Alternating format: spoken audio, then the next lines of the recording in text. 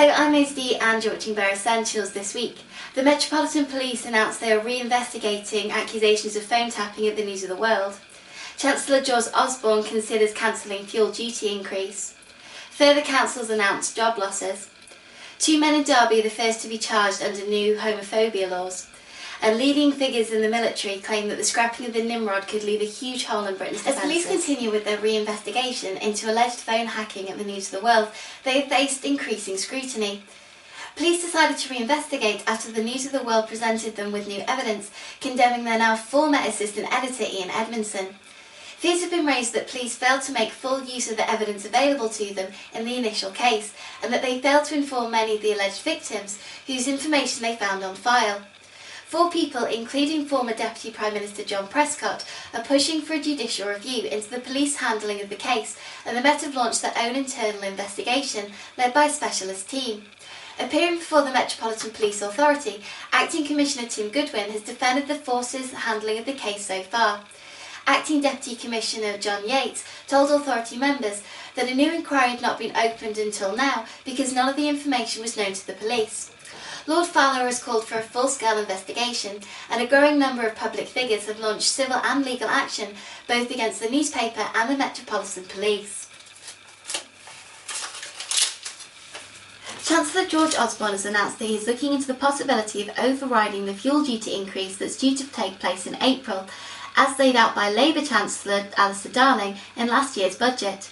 This will be a welcome relief for motorists, as fuel prices reach a record £1.30 for a litre of unleaded petrol because of the high global oil prices and this month's VAT hike to 20%.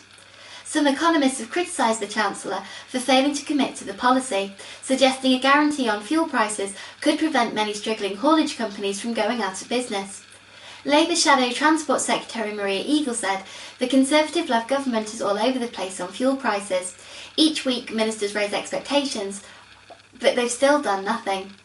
Warm words from George Osborne about a 1p change on fuel duty are all very well and good, but families are paying 3p a litre more at the pump because of the VAT rise he chose to bring in. Mr Osborne said he was also looking at the idea of a fuel stabiliser, so the government steps in to try to protect people from the effects of petrol price rises by cutting the level of duty.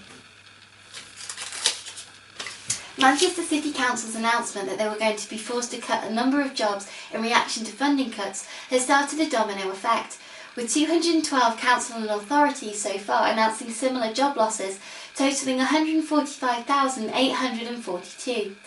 Liverpool County Council is the most recent authority to speak out, saying they have to find £141 million between now and 2013, 91 million of which they need to find in 2011-2012.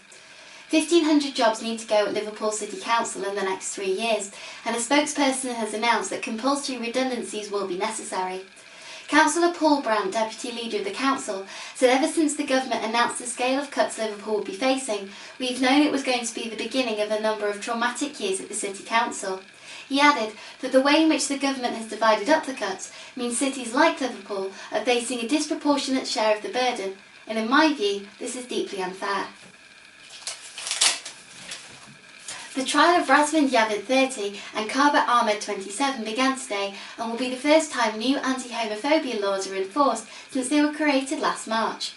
The men stand accused of handing out homophobic leaflets both through letterboxes and outside a mosque with the words homophobia, the death penalty, ? Written on the front. Both men have been charged with distributing threatening written material intended to stir up hatred on the grounds of sexual orientation. Crown Prosecution Service lawyer Sue Humming said, "This is the first ever prosecution for this offence, and this is the result of close working between the Crown Prosecution Service and Derbyshire Police." And finally, leading military figures have warned that scrapping the £4 billion fleet of new RAF Nimrods will create a massive gap in British security. In an open letter to the Daily Telegraph, 6 ex-defence chiefs said measures to fill the gap left by the spy planes fall far short.